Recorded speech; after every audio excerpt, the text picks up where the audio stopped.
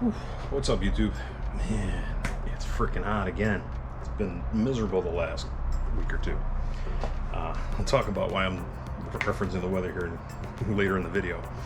But before we get into the updates, let's just real quickly, the lens on the camera is new. Hopefully it looks good. I won't know until post-editing, but you know, hopefully it keeps me looking pretty. Joke, sorry. Reason for the new lens is because I damaged the lens last week, which ruined the majority of my footage. Welding sparks or grinding sparks hit the lens and caused a great big cloudy spot covering most of the camera. So had to get a new lens, and hopefully this one looks good. I don't know, we'll see. Tell me if I'm looking good. All right, so what we did last week.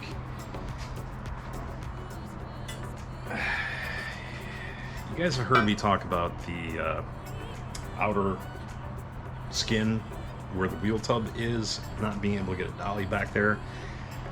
My OCD would not leave it alone. I wanted to fix it. I wanted to try to fix it.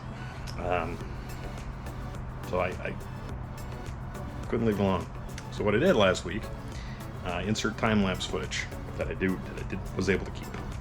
I got this piece of 2x2 square tubing. I cut an inch out of the center section of it.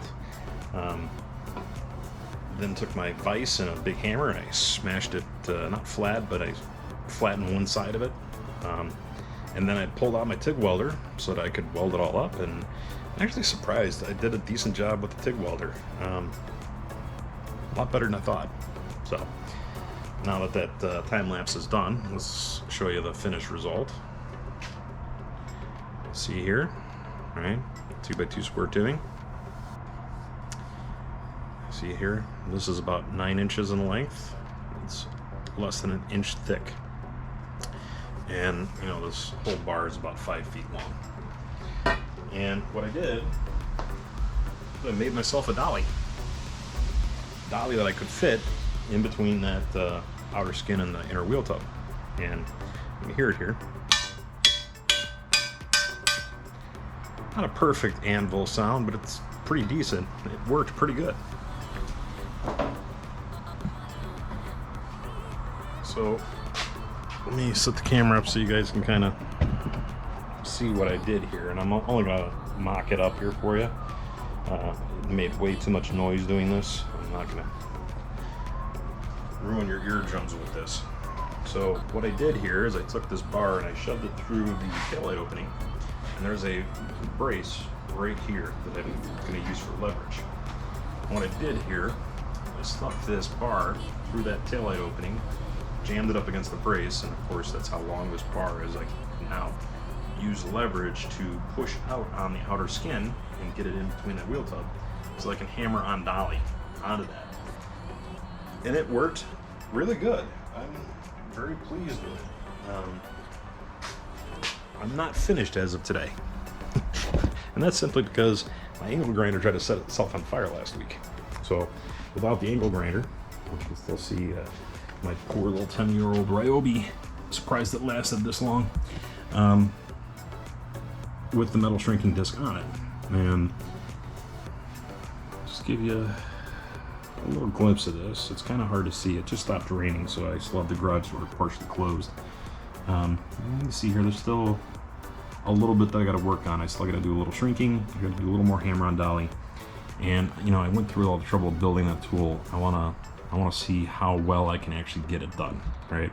But even if I left it, I wouldn't leave it. My OCD won't let me. But there's a section right here that still I need to push out, stretch out a little bit, and then shrink the surrounding area to get that where I'm going to be happy with it, at least. So that was all last week's video, right? I still haven't gone to the hardware store and gotten myself a new angle grinder, and I'm not paying Amazon for something like that. So I'll just do that sometime this week or next week or whatever. So I was talking about the weather earlier. It's so freaking hot lately. Humidity right now is ridiculous after the rain. But I've been sweating my ass off on this car. literally sweating on the car and causing it to flash rust. And it's too warm to be doing this right now. I gotta wait till the fall. I was hoping to put the car in epoxy by the spring. And we all know how that turned out. So I'm moving to the trunk area of the car. So insert some more time-lapse footage here of my fat ass crawling in the trunk of the car to get that ready to prime.